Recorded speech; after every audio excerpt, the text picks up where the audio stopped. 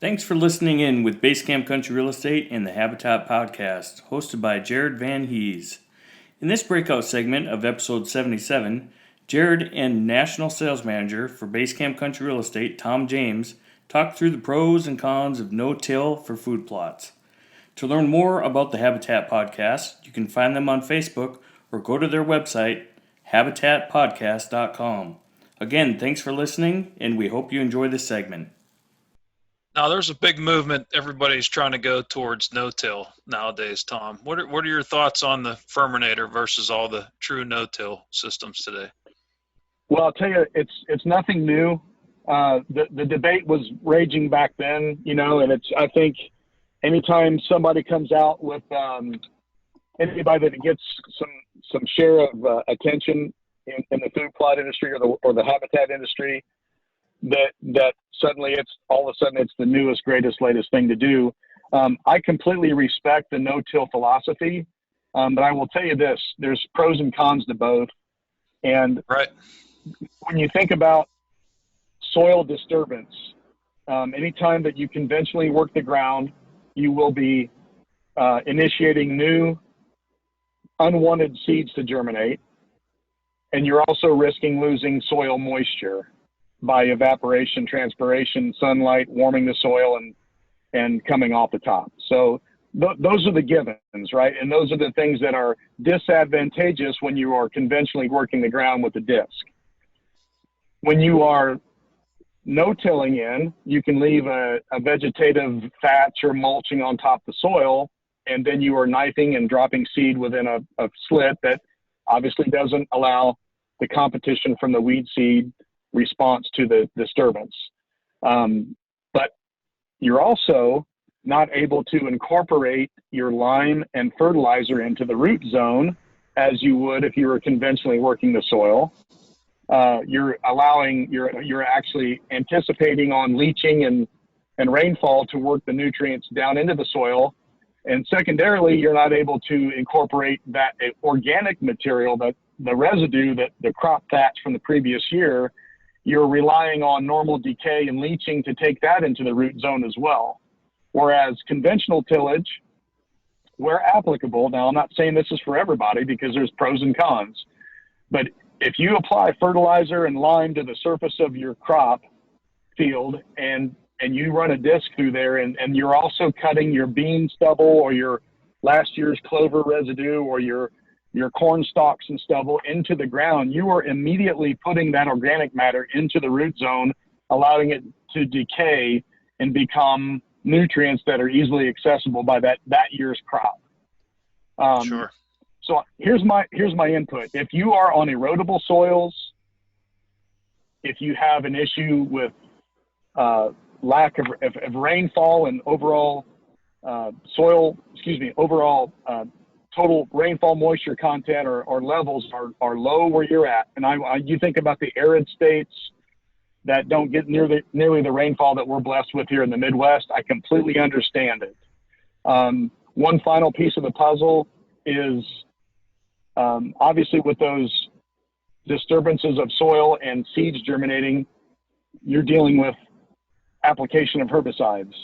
And honestly, in a no-till situation, you may have less frequent need for applying a herbicide to maintain a clean site versus maybe a conventional tillage.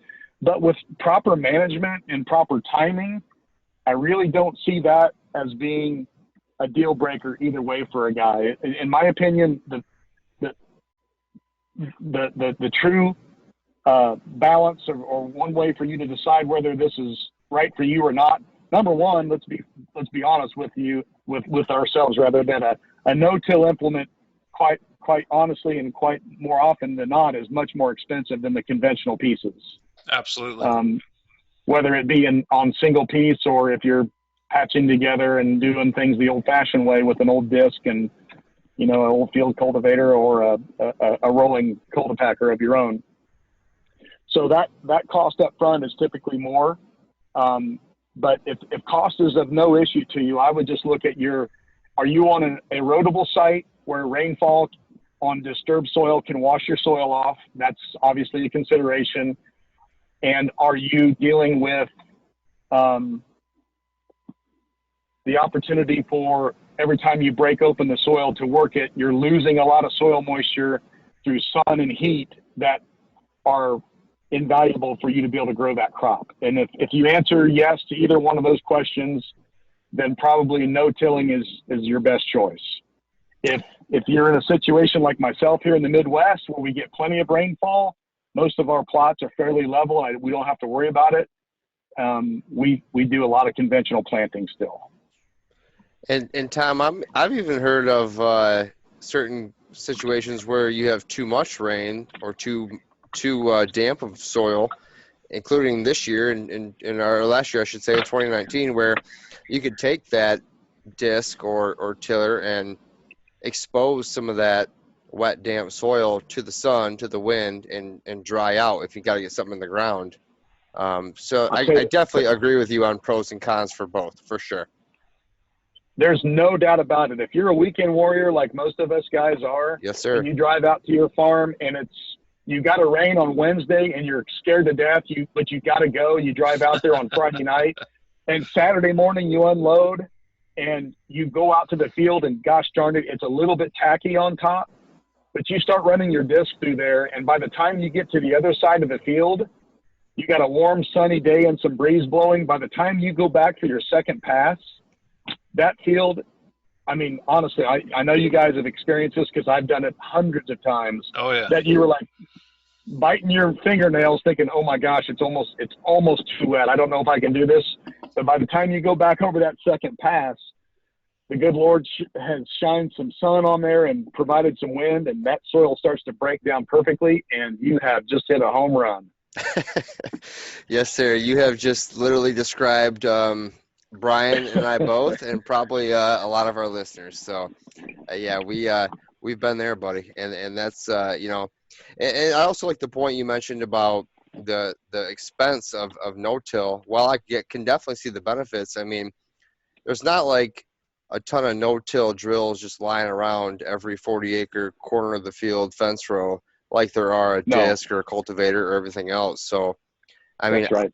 I like no-till. I've done it, but I also use my disc on my ATV too. So it's what I have. It's what I can afford, and it's what I work with. So I definitely like the perspective of the pros and cons of each. So, well, thanks. I just don't want people to get caught up in the mindset that it's got to be, the new trend is going towards no-till. It's not a new trend whatsoever. It's been around for a long, long time. Yeah, you true. just got to look at what best suits your needs and what you're able to afford and work with. And hey, we've been doing food plots conventionally for a long, long time. And I've been doing, and by the way, the Furminator can be set up to do a virtually a no-till type of a application of C2 with minimal disc angles. And it doesn't have the drop tubes and specific seed rows, but it can do a very, very similar procedure of very minimal intrusion to the soil. But that's, I'm not trying to sell Furminators here. I'm just trying to, there's guys that'll do whatever we got to do to get the seed in the ground. And sometimes we try to overcomplicate it. And it really is as simple as placing the seed into the soil at the right depth at the right time and giving it the nutrients that it needs. Right. And by golly, we can grow some forages.